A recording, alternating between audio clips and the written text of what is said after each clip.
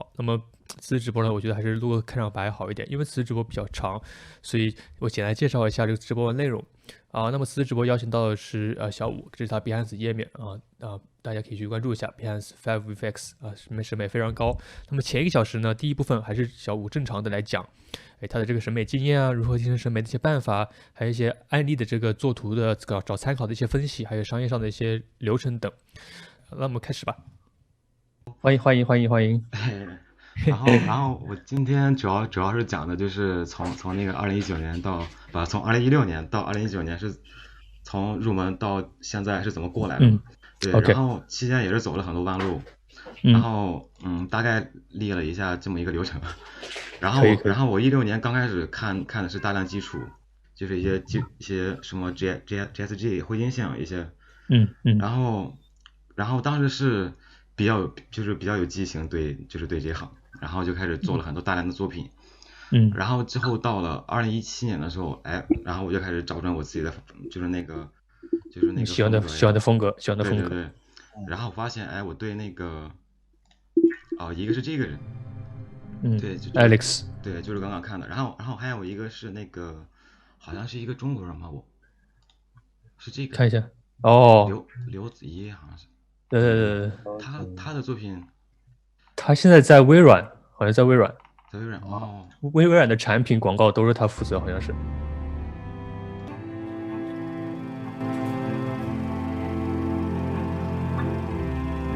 哇，这个片子当时然后后来看了这个片子之后，就开始用，当时是 CCD 默认嘛，然后 OC 还没有买，然后就开始做了一些作品，当时是这种风格的，就是去练一些字啊之类的。然后之后就开始走的是稍等一下，哪说？然后我当时就做了一些类似于就是这种的嘛，对，赛博朋克感那种科技感。对，然后当时的时候，我是去的那个，就是16年刚来北京的时候，就是去的那个798，不知道现在能不能搜，对，然后那个798里边有一个类似于这么一个建筑。最早知道小五就是刚才那一套图，他好像传 Behance 还上首页了是吧？对，对，好像是一个工厂吧，类似于就是这个。对，从灵感从现实中灵感现实获得，对。然后从那个2018年开始之后，就开始疯狂的接嘛，就是接这个私单之类的。然后期间白天上班，晚上干活，就是那个时候就基本上就没有时间去学习新的东西。然后我就发现到2018年底的时候就到瓶颈了，就实在是找不到什么可以走的路。然后我当时就学了一些简单的动画，就想着用 XP 或者是驱动去做一些设计稿。对，然后就来到2019年，对，2019年，对，就是特别迷茫。然后我就打算就是去尝试跳出这个圈子，看看有没有再往其他的方向发展的可能吧。你说你之前说你一开始做平面设计是吧？就是你一开始是在用 PS， 主要用 PS 盒。我一开始的时候我是在我们老家那个3线城市，是去了一家平面公司，然后待了1-2个月，然后又去了一家什么摄影公司去待2个月，就类似于影楼的那种公司，对。然后就慢慢的就接触 PS 这个东西。明白。对。然后就当时的时候就去了那个英芬，然后在英芬待了1年，然后又去了 CC， 然后现在就是在 Cinvision 做那个3D设计师。然后我所有的那个工作经历都是1年啊。然后很平均啊。对，特别的平均。然后我当时的时候就想，然后我当时就想，就是如果要是按照我的那个，我当时是11点半起床，然后基本上晚上干活或者是学习的时间大概是凌晨到4-5点吧。我操！然后这样的话就是形成一个24小时啊，也就一天也就睡4个小时5个小时，太平了，我靠！然后当时的话就想，是不是我在工作室待1年就可以有2年的工作经验？想的特别天真。然后从业6年，对，从业6年，只是待了3年，只是待3年。然后当时的时候给我最大的那个2个人，一个是这个 Crystal 那个 the future 还这么读音。他的一个对，就是这个平台。对他主要是讲一些就是教怎么教大家怎么做那个毕业作品，对，商业运作之类的。商业运作怎么样包装你的这个作品，怎么样去跟客户提案啊，怎么样去搞这些对，还有这个啊，这么好。对，但是它好像是主要适用于这个北美区的吧？北美区的，对，就是一些毕业设计作品集啊，还有一些私货报价可以做个参考吧，反正。可以参考，对。对，然后他也是2004年、2002年获得艾美奖，他也是做那个我们这行一样的。后来他好像就不怎么做东西啊。他现在他现在也是有团队，但他主要还是弄这个传播这一块。传播这个就是把之前他的这个经验分享给大家，就是让大家更多的去学他的这一套流程什么的，感觉还挺不错。对。然后之后的话就看了这个人的平面设计，就是这个麦克威德。然后对他当时他主要是讲的那个，他把一些很复杂的一个东西给你梳理化，然后给你分的特别细，去讲一些平面排版啊之类的。非常适合入门的一个。对，然后之后的话就开始看了这4本书。大家要记住啊，大家要记，开始截屏，开始做笔记了。然后好像是，如果大家没有看书的习惯，然后好像有那个视频。我当时看了这一套，看完那个，应该都有看吧？就是这个人。看过。对。我没看过这个，这么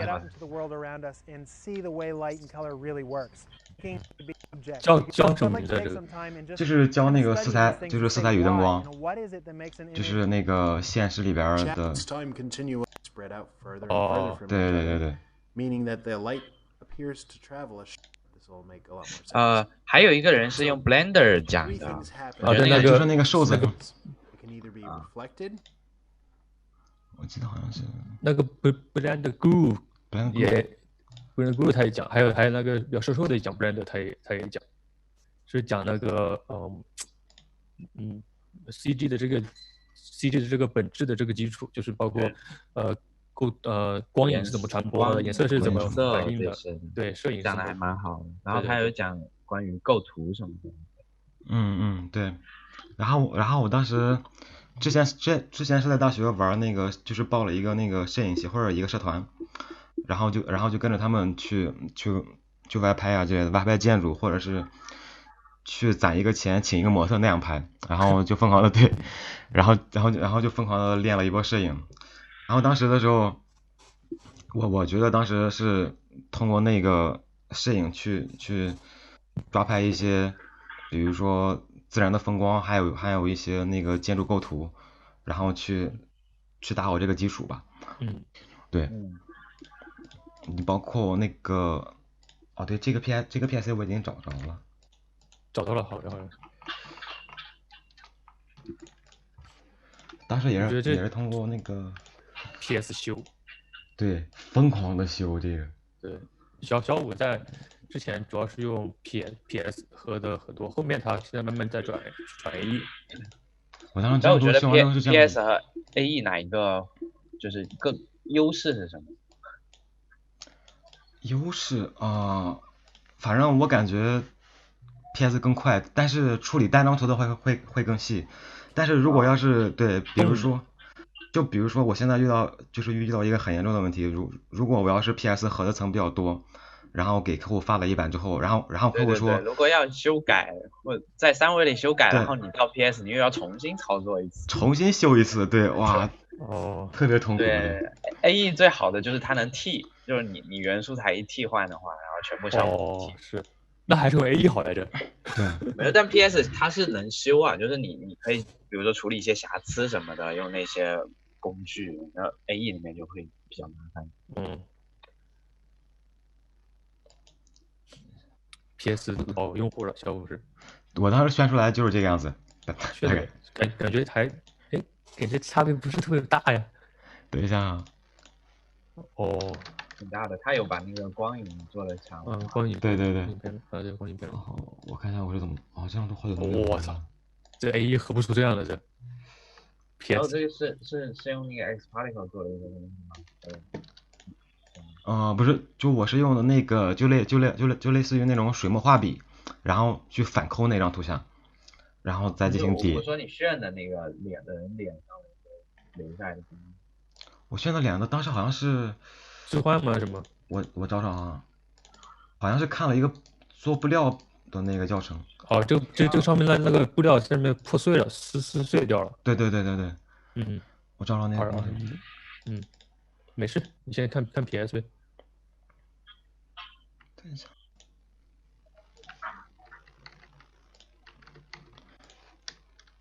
然后当时整个的这个这个图大概是这样子的，就是抠了好几层。就我先在背景里边叠了，就大概几个就是这种光影关系。对。光影。然后 PS 用那个煎饼画的时候，它有那种圈，就是有那种锯齿圈。锯齿圈。对，然后我又在 PS 来加了一个 noise。就把这个一样的，就 noise 把那个圈给去掉，在 A 里面也是可以这么做的。就 A 不是加了个镜头光晕什么的，它有一圈一圈那种环，可以加 noise 把它搞掉。那个好像叫 bend， 然后有 bend， 对 bend。哦。对。然后我又在那个加了一个就是类似于那种水墨肌理吧，就是这种效果。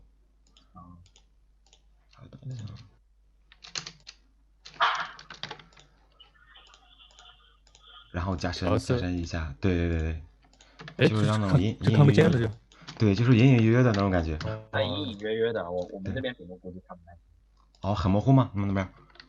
我看得见，我能看见一些。看得见。然后之后我又还是通过这张图，稍等一下，我把它拖出来。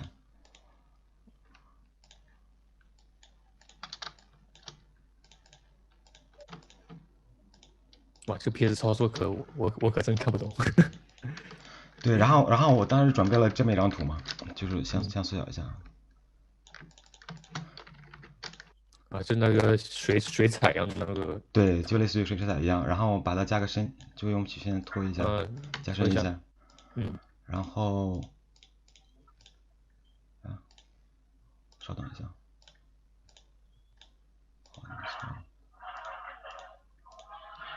然后得到一个那种就是利用这个通道，对，去进行一个反抠，就用这个通道抠图。对。把那个红的抠掉了。然后当时抠的时候是利用它，就是利用这个水墨的通道去抠的这个人的这个通道。哦，明白了。对。早期 PS 没有那么多抠图工具的时候用那个。这样子的话 ，A1 不也能做出这样的？对，应该也能做这样的。A1 还更方便，它用那个亮度门板抠很方便。对。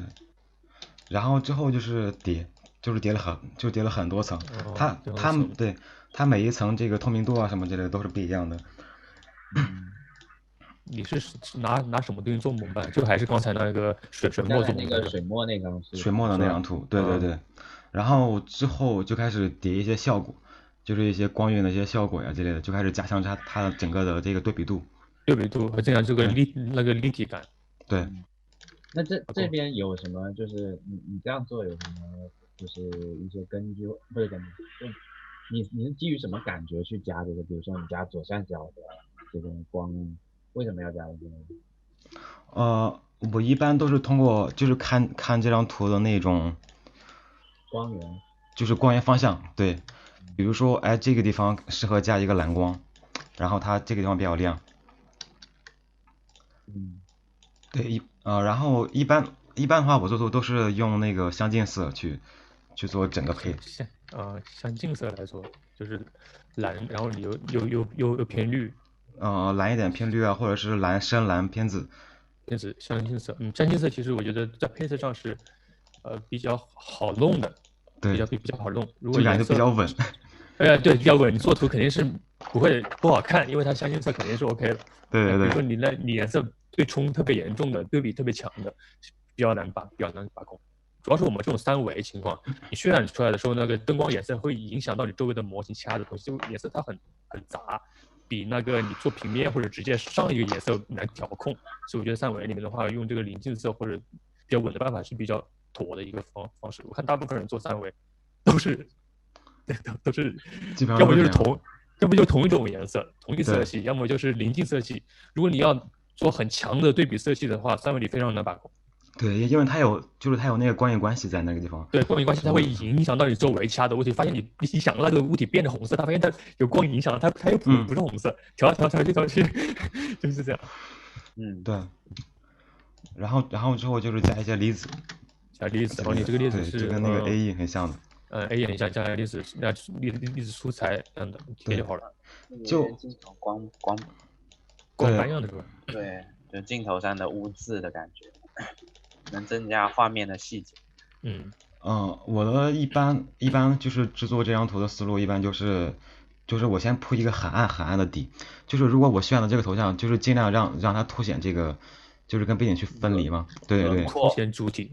对，然后凸显完主体之后，然后再利用那个光斑去做一些，就是为那个之后的那个离子去做，就是做铺垫嘛。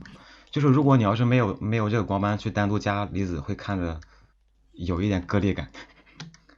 对。哦，对，就这样一直加离子。我去关一下排气扇，他说我的有电流，应该是排气扇的声音，不好意思。然后处理图的方式，就现在我觉得很像很多老外做图的方式，就是会做的很细，然后加很多画面上的那种小细节。然后叠完离子之后，一般都是加一个对比度。对，然后加完对比度 ，OK， 好，硬核的来了，然后会建一个灰度蒙版。对，我会建一个这个灰度层嘛，就类似于这种，就是各个都是50%、50%。哎，怎么变色了？等一下，大概是这个范围之内吧。对，就建一灰度蒙版，然后用这灰度蒙版给它一个叠加模式。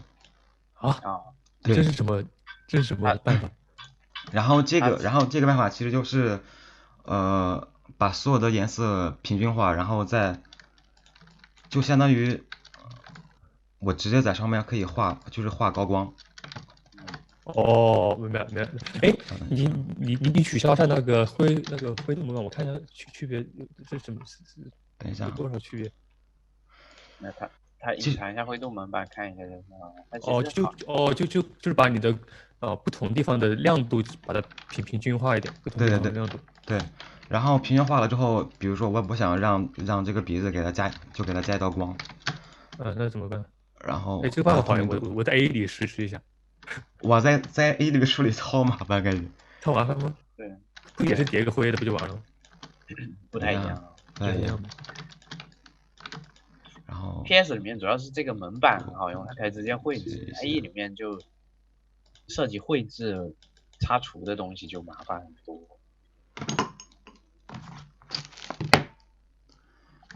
等一下，我先画一下，稍微。这个 AE 里面得用蒙版去点。然后就我建了这个灰度通道的话，就相当于我拿画笔，就是黑色画笔是那个就是加那个阴影。对。然后白色画笔是提那个高光。牛逼。对，就这样。这个 AE 办不到了，完了。就这样一点，对，就这样一点的抠。就它 PS 有很多相近的方式都能实现一样的效果，就看你习惯用哪种方式。明白。OK， 比如说，它最基础它有个减淡加深工具。那干嘛的？也是提高光，然后怎么说加阴。我小五它这个有一个好处，就是它用这个门板以后，它不会超过一个值，就它最亮也就是251。它现在等于说是在灰上面操作嘛。对，就是在灰上面。所以就它一直画也不会爆掉。对，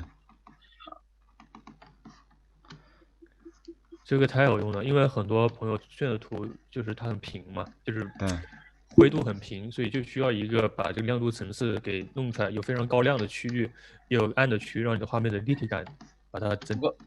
用 A1 还是有个好处，就是如果做平面稿像这种就没有问题，但如果你要做动画的话，你这会哇，一人要还原这个就有点要特命，别麻烦，对。还好，会 A1 的话，其实我也是我也会去拉这个亮度，我只是画 mask，就是整体的这样调。就是如果小五设计稿是用 PS 出那不行了，那你巨麻烦，那不行了，那不行了，那不行，那只能去就用 A1 那个人想办法去复刻他的这个感觉。对，那很难，那很难的，因为他有些地方是画的，你渲染出来它地方它就不是亮的，对，这个就是黑的。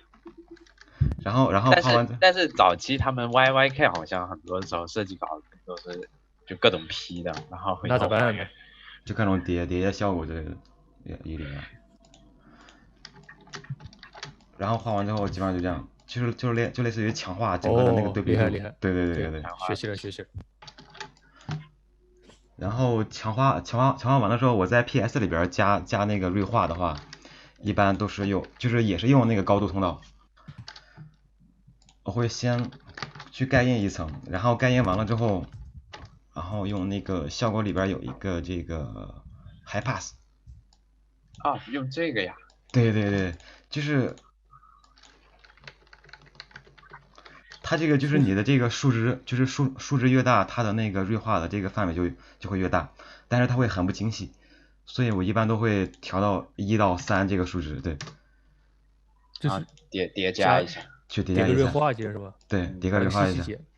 然后再盖印一下，用那个 Google 出的一个软件，就是一个声音软件，就一个这个 Nike。对，然后再加一个锐化。我操，这个 A 败了。A1 也有锐化插件也不错。我知道也有锐化。对。其实我们最后做成动画的话，也不需要那么锐化，但做图的话，我觉得还是做图它这样细节多，必要。对，我这个办法很好。它对它这个锐化，对它有一个范围控制，哇，特别屌。就是你想让哪个地方锐化的比较清楚，然后你就这样建一个范围之内，然后就开始这样拖。对。可以。各有优劣吧，我觉得。对，各有好。他用 PS 就是有一个麻烦，他要不停的盖印。对，我要不停的。如果你这时候要回到，比如说他这张图然后如果客户觉得，这个脸我要换成一个男人的脸，换成一个绿巨人的脸，那他这会就很麻烦。对，我整个步骤就得从头开始做了，就。这是个。如果你用 A1 处理，就直接踢掉了。对。可以学习了。这个叠一个这个灰度还 A1 也可以做，我去试一下。处理的思路是可以学习的。哇，这个打开了，原来是这。哇，这是什么东西？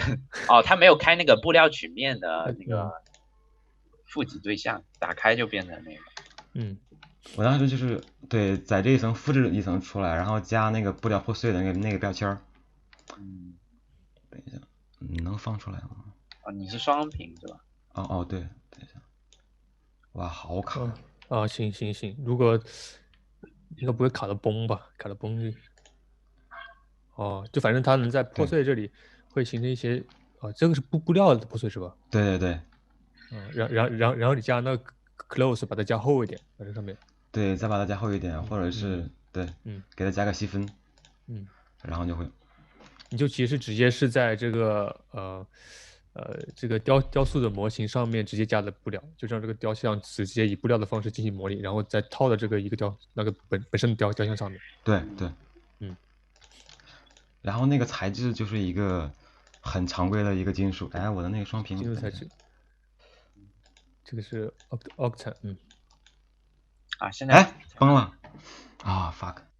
没事，常有的事，正常。今天主要看原理。对。然后还有一个就是那个山的那个图。就那个封面，就那个图，那个图好真啊！哇，那个图超级简单，那个图等你们看了会，你们会惊讶的。等一下，好，看一下。那个图是指出的吗？不是，它有条。那个图我就选了一个这个。啊？特别简单。对，然后PS， 我来了。打开 PS。我 P。对。这怎么搞的那个？然后他把背景的山擦掉了。对，擦掉，然后再给下边这个就是炫的这个图跟这个背景图就是调个色相作融合。哦。对，然后就这样出来了。那个水是用的另一张图啊。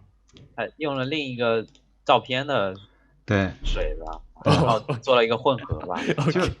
就感觉这一套就有点像是那个叫是什么就是 Map Painting 那个。Map Painting。对。可以。然后这一套 AE 它也能合，用 AE 能合。对。然后这套素材好像是在那个 Footbrush 里边找的，我找找啊。Footbrush。就是这个网站。哦。对，它有超多图。Footbrush， 我也分享一下。这个。Footbrush.org 是吧？对。Price， 哇，$13，有点贵。有一点贵，对，有一点贵。它是一套，应该买的。它是那么多张13。对，买了一堆。我有一张。我复制 Footbrush 到 QQ 上显示危险网站。啊？没有外网的很多都会这样的。可以。我放个。好，继续。它这个网站好多素材，就是也有一些草啊、透明度之类的。它是带通道的，直接 PS 素材。所有的全都给你整理好了。做 Map Painting 挺有用的，这个像那个云啊什么的，像很大的背景。石头啊、云啊、树啊什么的，一些远的山啊。对。就是快速出风稿的一个办法吧。不过作为什么材质参考也挺有用的，它这个好多材质，它是一套，它一般是多少张啊？这个一套感觉也有应该有个几十张，我觉得是。有几十张是有的。厉害。我很好奇，它这个图是自己它都是有自己的版，就这图是哪来的？是他自己弄的？应该是拍的吧？你像是这种飞机舱，哇，这个拍的也太厉害了。哇，这个做参考可牛了。我觉得这个做盖设那些人看了可香了。这个直接看到哇，真香。直接截部分过去 P 到上面，当然，然后这里临摹化，这是很快的。而且都带通道的，不用抠就好。对。3维也能这样就好了。直接放过来就是个3维。直接放过来就是。希望以后可以。我操！可以。全都是参考。他这样的话，如果做参考的话，那我就不需要买，我自己看就好了呀。但是很小啊，你这个图很小。它如果能有现在的两倍大就还可以当参考用，那太小了。是。别人卖的挺贵的，$6美元、$10美元的。不过它有200多张，我觉得还挺好。200多张，200多张，那还行。那可便宜了，感觉。它还是挺香的。它每一张都是7K、8K 的那种分辨率，还是太香了这个。对。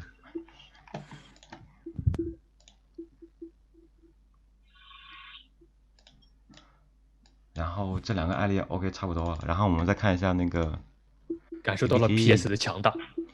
对，真的很强大，我觉得。就只是说它是有点像破坏性的，又有点像 C4D 跟混音的区别，就是 C 调和不 C 调的区别。C 调不 C 调的区别。对，我基本上每次在 PS 里边去盖印一个图层，就相当于在 A 里边就是去打一个 comp 一样。打一个 pre-comp 嘛。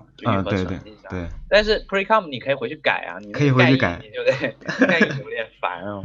对。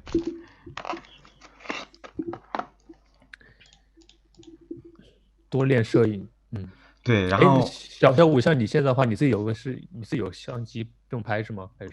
有。对，我一般的时候有有的时候会拍一些建筑，然后有的时候出去旅游的时候会拍一些素材，比如说山的材质啊之类的。对。新海诚是吗？新海诚作品集。对，这个作品集超好看，我推荐一个这个。然后再就是我之前关注了一些，在 ins 上关注了一些摄影师。就是偏那种电影的那种。不是这个，那个新海诚那个它是画吗还是什么？对，是一个画集。哦。哦，对，就是这几个。哦，你可以把链接发到微信上，我发到群里，你可以去看一下。我也不知道，我也收藏一下。一个这个网站。哦，还有一个是35mm的这个网站。35哦 ，magazine， 它这个 magazine 是专门推这些摄影是吧？它是一个合集一样的是吧？对，它好像是每天都会发一张图之类的这种。哦，可以。而且他的那个作品风格就是特别适合三维，比如说什么灯光布啊，他的。哦，然后还有一个我经常关注的就是这个解析的一个网站。哎，我有点忘了那种做的很，就在 Octane 里面他们炫那个灯光物非常明显的那种炫，有明显轮廓的。像类似于这种吗？对啊，这种你们怎么炫？怎么炫？明显轮廓是什么？就是你看它就像一个 spotlight， 就是。哦，那个 Octane 它，非常难操控，对它弄出来就没有这么明显的轮廓，很散。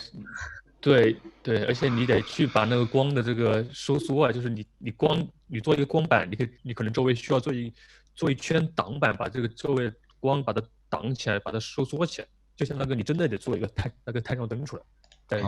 那样子的话就会有这么明显的轮廓吗？我试一下。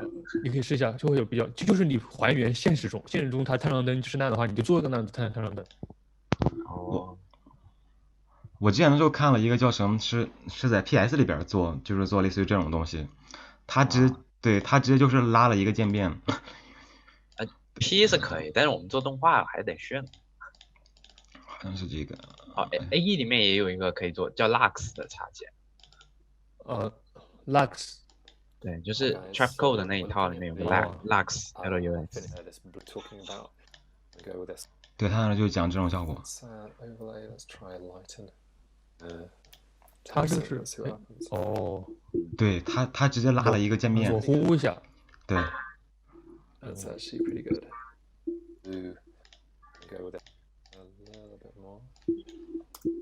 反正做图的话还是比较好弄。对，就是三维里边不太好弄。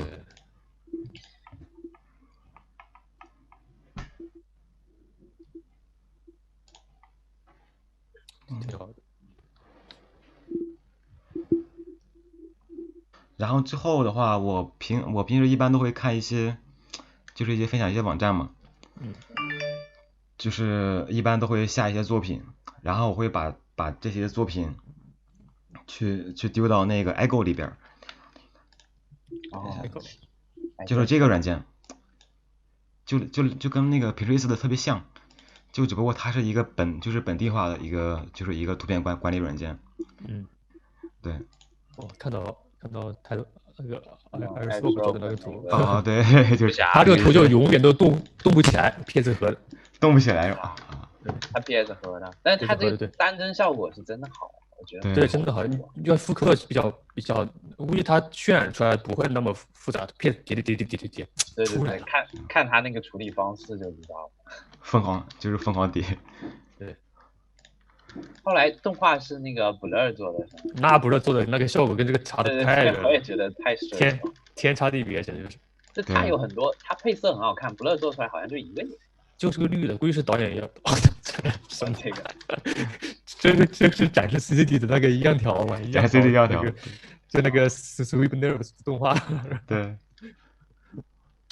但是之前 Behance 上你记得那个首页上有一个是日本人吧，他是做这种人，然后各种扭曲。你们记得吗？那个人做了一套，然后不止一套。好像是看到过，他好像是放了个什么来着？这个 Ego 的话，它主要的功能是，它好像是可以怎么说？按颜色，它会智能去排是吧？还是怎么回事？它按颜色排的那个我不太喜欢，我一般都会直接分标签，就是分这些目录。目录你自己分的吗？对对对，就是自己就是自己分嘛，就是平时你要是做一个项目，你就就在这个地方建一个文件夹，然后再从随机模式里边看图，然后直接这样拖拽过去就好。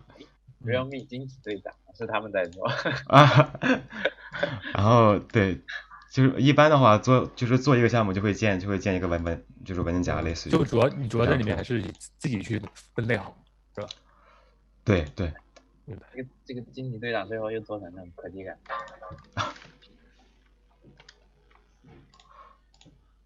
然后我一般的话都会下班的时候就会看嘛，就会看。然后之前的时候你找的图反复看。对，就是去反复看，然后每次看的时候都会就比如说这张图就觉得挺普通的，然后删除，删除，对，就那一直这样删。这你找参考其实还蛮发散的，就是你看你参考同一个目录下的参考好像都不太一样。对，我找参考就是每一个风格都会不太一样。然后这个之后我会讲那个就讲这个商业项目找参考这个时候。对对对。然后平时用的就是这几个软件，就刚刚讲的那个 Ego。然后还有这个视频下载器。Television。这个 connector 你有用吗？connector 以前的时候用，后来我发现不太好用。我也没用。我也没用，但很多人都想用这个，就自从烧麦上次。对，我也是看了那一期。对，就是它这个软件感觉就是你看一些比较小的那种 OBG 还比较好用，就是一般4-5兆的那种 OBG 它就显示不出来。而且这个好像得自己准备一轮以后，就自己要把那个模型库处理一次，好像才能用。那也有点麻烦。对，那还是挺麻烦的。好像是得先建一个目录整理好，然后才可以。对，我就喜欢那种傻瓜的拿来直接用，可以，这就有点麻烦。就是崩了啊！崩了。你看一下刚才你说的那个 Television， 那个是下载的。这个我之前的时候用，对，挺好用的，然后后来之后就开始收费了，真他妈烦。收费。好用的没有免费的午餐。对，之前的时候它是免费的嘛，就是你会基本上什么网站都可以下。天下没有免费的午餐，交了钱还是很香。有免费的早餐，没有免费的午餐是不是？What is up, you fine people？ 声音挺大的。Chris 都还是挺吸引人的，他每次What's up？ 非常调动那个积极性。特别方便，就是只要贴链接就好了，贴完链接之后，对，下一个是它会提示你，得交钱。其实还好，对，还好吧。Lifetime 就是把这个软件买了，就是对，买了才200块，200来块钱，对，就是经常下片的话用这个还比较好。我经常用的话，之前的时候下完一个片，它会给你分，就是一个分类吧，就做一个简单的这种分类。这个分类你可以自己去设置嘛，就是你新建文件夹这个可以，对，那还行。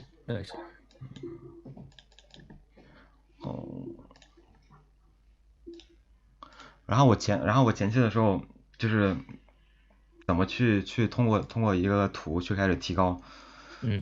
对，提高这个重点。直播重点。直播重点。对，我一般的时候都会去去爱购上找一张图，比如说这张图，然后今天就临摹这张图，然后这张图我会去在 PS 里边打一个，等一下啊，好，其他应用打开，如果让你临摹这张图，你觉得多久的时间是一个比较合适的时间？就是多久什么意思？就是你觉得临摹这张图需要多长时间？这个比较合适的。临摹一张图，一晚上。一晚上。对，一晚上差不多吧。我一般都会拿到一张图，就是先去看它一些，比如说，还有就是从那个素材分类，然后再从那个光影分析，就是这么一步步去做。比如说，这个是一部分，对，然后这个是一个环节，然后通过然后通过这个光，就是简单的把这些对，还有点分析出来。对，还有一些灯光雾啊之类的，这种对，还有这个地面，这个是怎么做的？然后我就是一点一层，就是一层一层的分好之后，然后开始对照着那个先去找模型，比如说哎这个就是这个山石，我会用那个这个软件 Megascan 是吧？对，这个软件好像最近是免费了，免费了 Megascan。对。然后先用这个快速的先在3维里边去铺一个大概的一个调子，对，然后铺完了之后，如果比如说这个石头不太好看之类的，然后或者你可以直接拿它那个模型在 CZ 里边去做一个简单的去雕刻，对，就雕刻出自己满意的形状，然后之后的话，比如说哎我需要用到那个灯光雾。然后，假如我要是不太会用的话，我会直接去搜索一些相应的资料。直接学。对，直接学。然后每临摹完一张图之后，然后就按照你学到的这些软件上的技能，然后再去进行一个创作。就是说你学临摹的话，主要就是来学这个技术，而不是学这个审美和这个创作。因为这样的话，因为你直接复刻别人的东西，就没有在这个审美上或者创作上进行学习。对，就是如果要是你临摹一张图，临摹时间长了的话，就你把这个也有吧，观察力肯定是有提升的。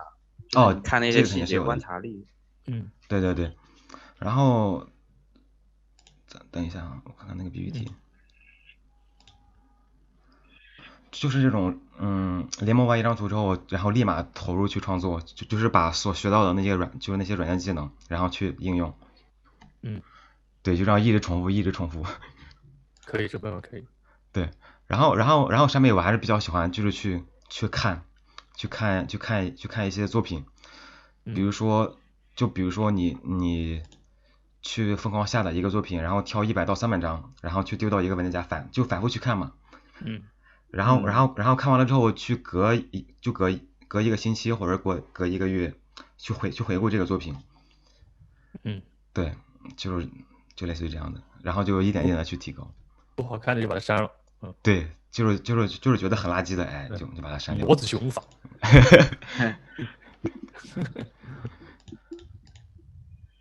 哎，我也觉得是这样，特别是我觉得其实做设计的人审美很重要，然后我觉得有一个阶段是眼高手低的都没有关系，就真的是先要提升自己的审美，然后你就有比较高的审美，然后你觉得自己东西做的不行，你才会去要求自己做的更好。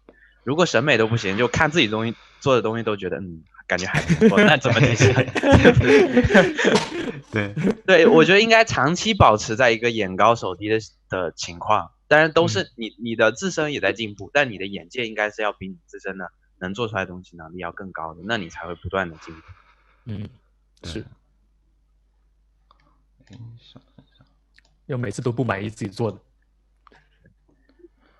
辩证法。对。辩证法。然后我前期的时候，就是这个商业项目这一块，一般都会用到那个2010几年的时候，就是我在英分的时候，一般都是这么来去做的。就是通过一个客户需求，然后比如说这个客户想要一个极简风格的室内建筑啊，就跟那个产品相结合，一般手机都会这么干。然后我会去按照这个文字需求去简单的找一些参考，然后去建立参考板，然后我就对应着我找的那个参考板就开始去做了，然后这样的话，对，做完了之后发现有点像，就跟抄袭很像了，对，然后之后的话就开始从这个就是从这个商业模板里边就开始去分嘛，一点点去分，对，就分出这么一个。就是怎么让你做的商业的这个东西不那么像，而且是不那么像创的，对，不那么原创的。然后我就开始利用那个分散法，就比如说就是得到一个客户文字，然后这个就是这个内容里边，比如说有极简风格或者室内建筑，然后我们就深挖这个文字，然后去进行一个头脑风暴，比如说年轻时尚，还有室内建筑、产品之类的，就嗯会去在那个 Pinterest 上找大把妹子，去找大把的妹子。原来关键词年轻就是妹子啊！客户最喜欢说年轻，我们的调性是年轻。年轻 Beautiful girl， ，beautiful girl， 对我一般都会收藏一些，会找这个肖像，真的是蛮时尚的。对，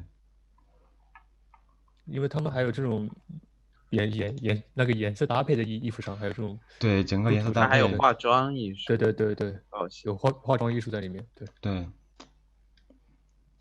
还有肖像啊之类的，非常酷。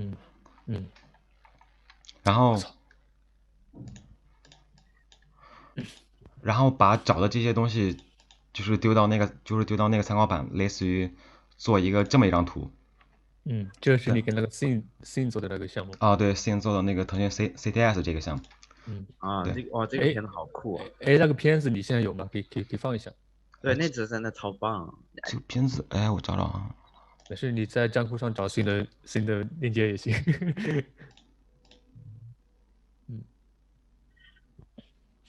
如果怕有些朋友没有看过，没看过的可以开一下眼界，那个片做的。对，就是这个。先放一下。有西部世界的感觉。哇，我们当时走的时候就是有一个，哇，声音好大呀。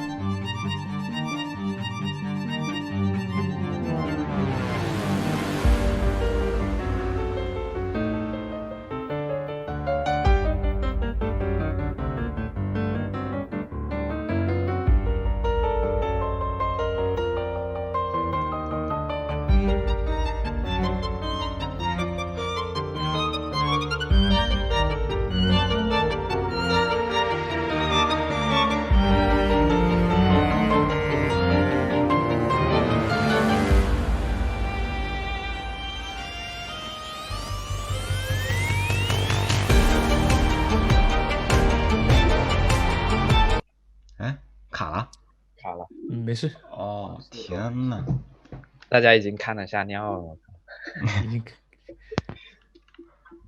我把那个新的链接发到群里，对，没有看到啊，我去找一下啊。我直接发给你们，就这个。这又给 Sing 做了一波广告，不要想当老板要广告费。搞了好多人在那里去应聘去了，哎呀，来吧，然后，对，然后我就会通过找到这些参考模板，就是建完之后会做一个组合嘛。对，比如说像是那个腾讯 CTS 这个，然后我会拿这个人的这个面具和这个身体组合，就出现一个这种。哇，对，就是这样不停的组合，比如说这个玻璃的建筑，跟就跟这个建筑构造之类的，就这个玻璃钢琴啊，跟这个建筑啊之类的，就那样去穿插着做，就是做组合吧，就类似于对。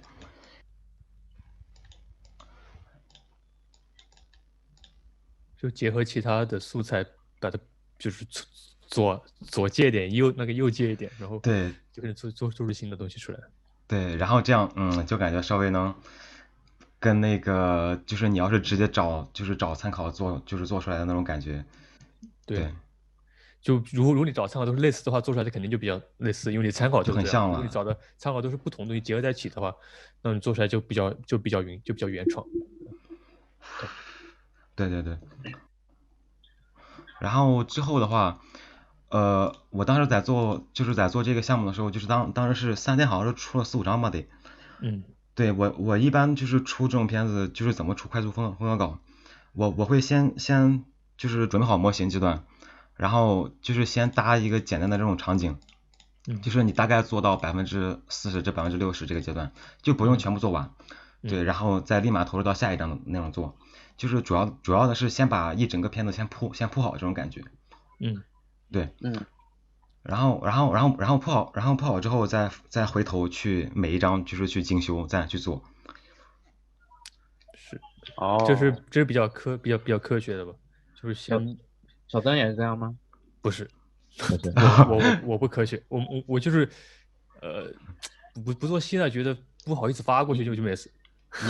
你还不科学，那倒是挺不科学的。7天能做20几张图，对哎，那个他能20张图，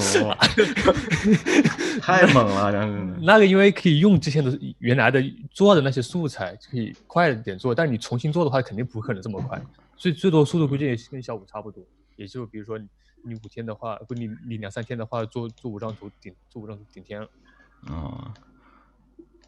然后之后对，就是我一般做完这道图就看，一般都会搭建一个风格嘛。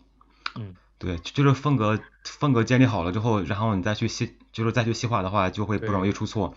我一般对这样的话，客户要改的话，你也可以方便的改嘛，因为你还没有做完嘛，对吧？对，我一般都没有做完。对，然后我一般之前的时候就是做一张图，就是喜欢把这张图做得很精，然后做完了之后发给客户，然后再改。客户说方向都不对，然后就整个人都崩溃了哇！他说你这图做的不错啊，但是这里面的人可以去掉吗？钢琴可以去掉吗？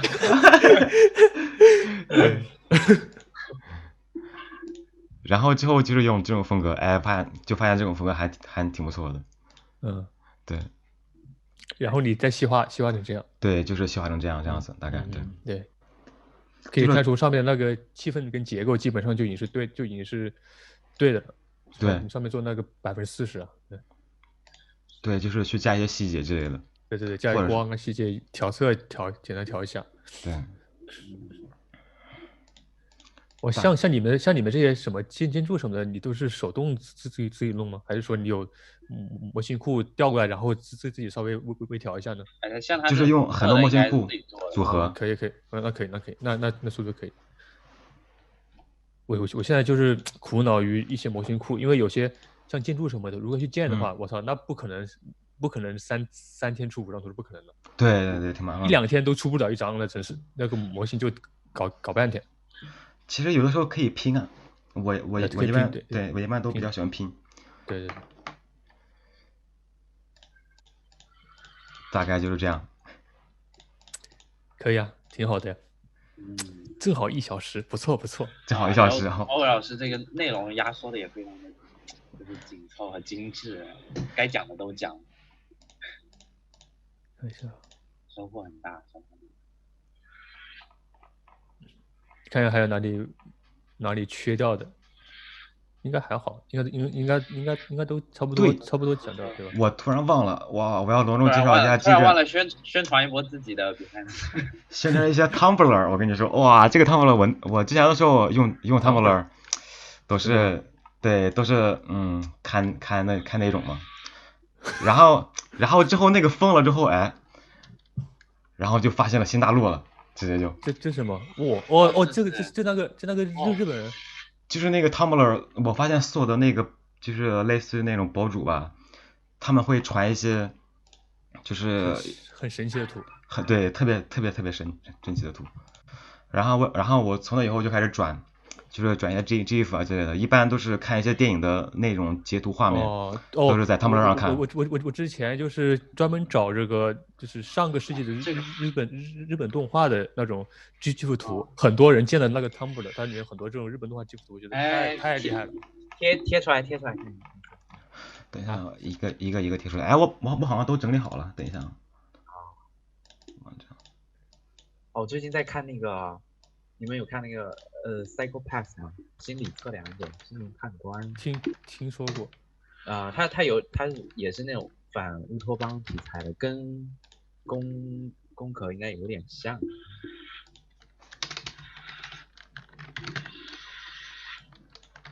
他那个画风怎么样？我现在看现在的动画好像画风越来越简单了。说不上来，但它里面那种就是信息图形的东西，我觉得都做很好。然后它的设定也很酷，就是一些机械的设定，背景的概念的设定都很酷。乌托邦城市。像他们这样子玩 Tumblr， 他们不喜欢自己建 Pinterest 的，他喜欢自己像建一个博客一样的。对，像建一个博客一样。对。这个设计感比 Pinterest 强很多的网页的设计感。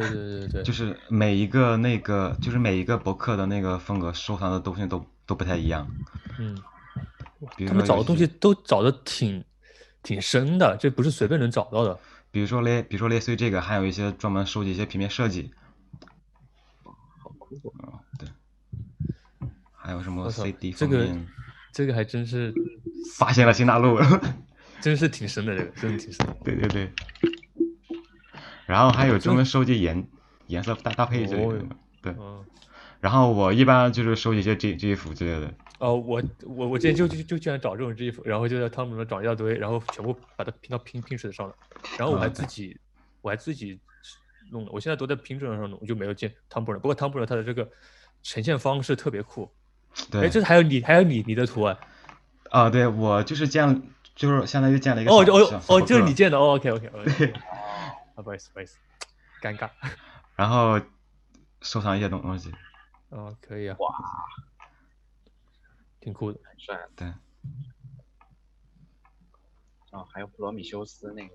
对，普罗米修斯这个，其实我发现转化成 GIF 之后，反复的去看就大概就知道怎么做了。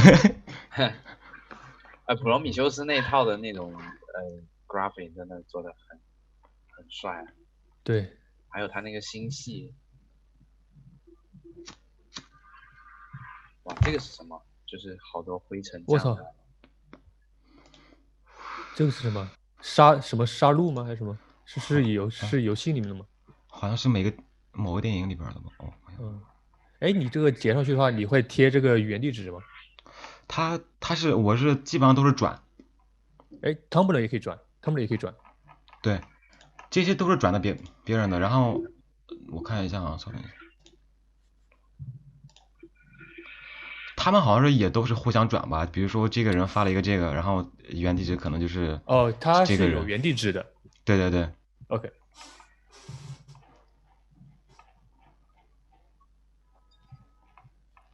可以。